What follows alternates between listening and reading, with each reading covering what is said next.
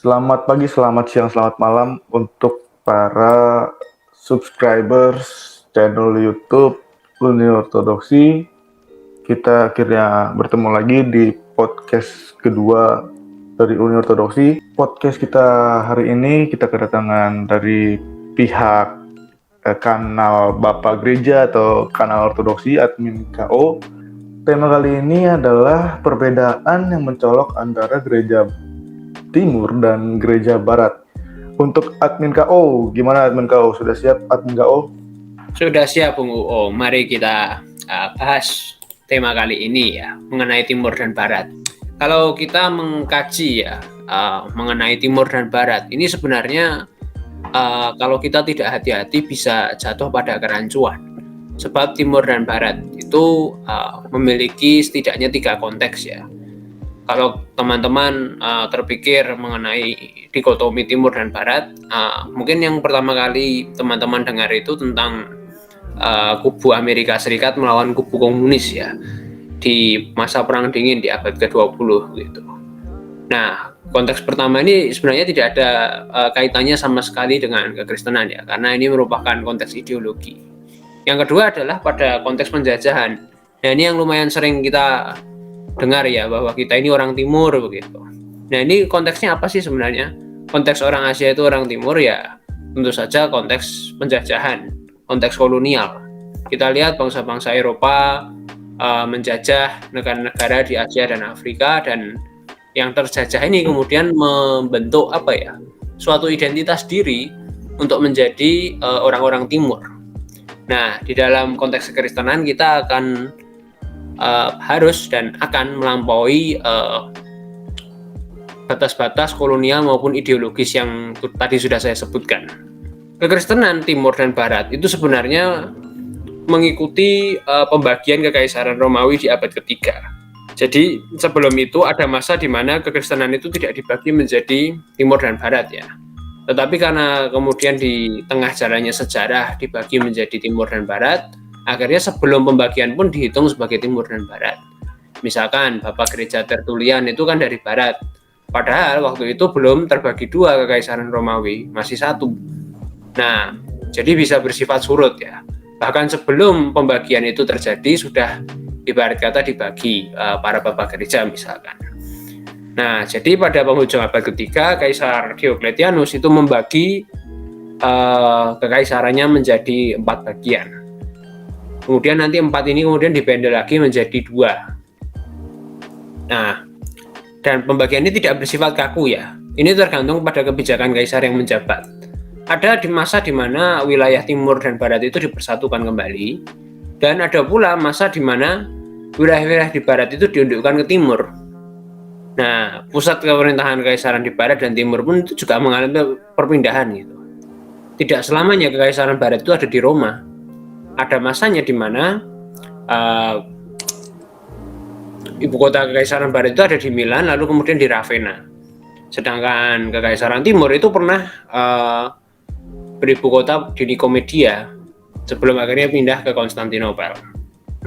Dan ini mencerminkan kebudayaan yang kontras ya, kalau kita mau melihat lebih jauh, bahwa Timur itu ya cenderung Helenis, cenderung berkebudayaan Yunani, sedangkan peradaban Barat itu cenderung dikaitkan dengan Latin.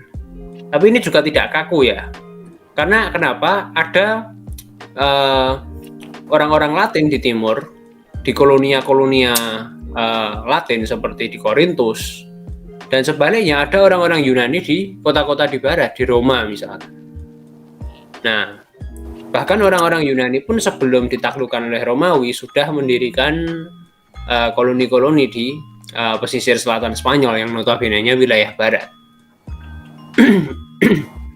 Nah, jadi dikotomi ini menjadi semakin tajam setelah Kekaisaran Romawi Barat roboh ya di tangan bangsa-bangsa barbar gitu. Dan sehingga orang-orang Latin tidak lagi punya akses ke Timur, dan ini menyebabkan orang Romawi Timur pun mengalami reorganisasi yang menjadi sepenuhnya Yunani pada awal abad ke-7. Nah, ditaklukkannya Romawi Barat pula dikotomi timur dan barat itu sebenarnya sudah berakhir karena kekaisarannya sudah tidak ada gitu. Yang tersisa tinggal satu kekaisaran yang ada di Konstantinopel. Nah, tapi warisan konteks historisnya itu terus berlanjut secara gerejawi. Nah, secara gerejawi kita melihat bahwa gereja timur itu dikaitkan dengan gereja-gereja lokal di Kekaisaran Romawi Timur. Kepatriarkan Ekumenika Konstantinopel, kemudian Alexandria, Keuskupan Agung Siprus, dan lainnya. Sedangkan di barat, ya diasosiasikannya dengan satu-satunya gereja yang mandiri di barat, yaitu gereja Roma. Nah, kita harus mengingat bahwa wilayah-wilayah Yunani itu tidak selamanya diidentikan dengan timur ya. Ternyata hingga pada abad ke-8, Kaisar Leo ketiga itu baru memindahkan wilayah Yunani itu ke yurisdiksi Kepatriarkan Konstantinopel. Jadi Yunani, misalkan Korintus gitu ya, itu dulu ternyata berada di bawah primatnya kepausan, di bawah yurisdiksi kepausan gitu. Nah, dalam kelanjutannya dikotomi timur dan barat itu lebih dari sekedar menjadi pembagian administratif gereja ataupun pembagian etnokultural. Kenapa? Karena pada akhirnya bangsa-bangsa di barat pun menerima Injil dari gereja Roma, seperti orang Inggris, orang Magyar, orang Polandia, Prancis, Spanyol, dan lain sebagainya.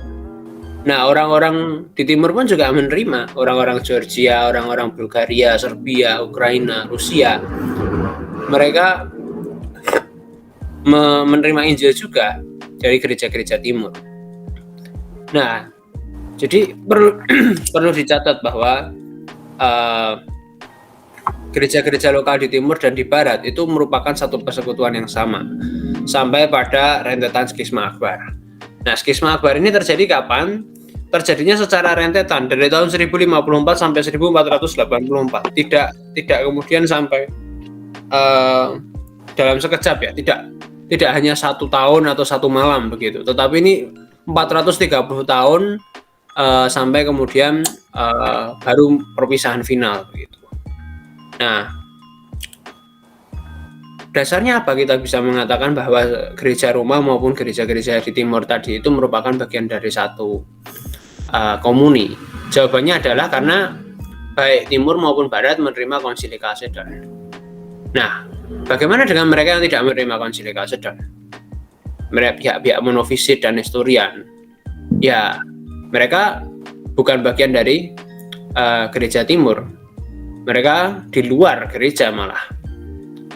Baru kemudian setelah skisma kita mengenal gereja barat itu nanti akan menyandang namanya adalah gereja Katolik atau gereja Katolik Roma, sedangkan gereja timur dikenal sebagai gereja Ortodoks. Dan kita perlu menulis sejarah bahwa selama 500 tahun terakhir muncul gerakan reformasi, gerakan yang masing-masing memiliki doktrin, spiritualitas, dan prakteknya sendiri.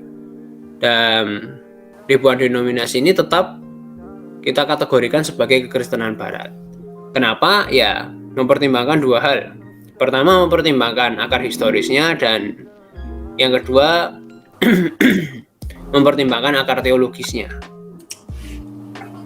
Nah, 100 tahun terakhir itu ada gerakan ekumenikal, gerakan untuk berusaha mempersatukan kembali tradisi kekristenan dalam suatu wadah dialog. Nah, gereja ini kemudian berkumpul membentuk suatu dewan, namanya Dewan Gereja Sedunia, dan membuka dialog juga dengan golongan dari yang menolak konsili Kalsedon seperti Assyria dan Koptik dan lain sebagainya. Kita bisa tahu sejak titik ini bahwa klasifikasi yang dipakai itu meluas gitu. Kekristenan timur itu menjadi meluas sehingga mencakup orang-orang Koptik dan orang-orang yang Assyria. Karena adalah suatu fakta objektif bahwa ya orang-orang ini lepas dari gereja-gereja di timur begitu. Sebagaimana Protestan lepas dari gereja Roma. Kita bisa dengan demikian merangkum dikotomi barat ini menjadi 3 arti ya. Yang pertama adalah dalam artian asli, yaitu ya gereja-gereja lokal yang dalam persekutuan dengan satu sama lain sampai tahun 1054, sejak Konsili Kalsedon sampai 1054. Dan itu adalah gereja Roma dengan gereja-gereja lokal di timur. Dan yang kedua adalah dalam pengertian yang lebih luas, bahwa gereja kekristenan barat itu merujuk pada Katolik dan Protestan, yang kemudian dikontraskan dengan gereja Ortodoks di timur. Dan bisa lagi kita memperluas definisi ini menjadi mencakup golongan monofisit dan nestorian di timur. Kira-kira begitu, Bung UO. Oke, Bung KO. Oh, begitu penjelasannya. Terima kasih banyak. Tapi saya ada pertanyaan dari pemaparan tadi. Ada beberapa pertanyaan. Yang pertama,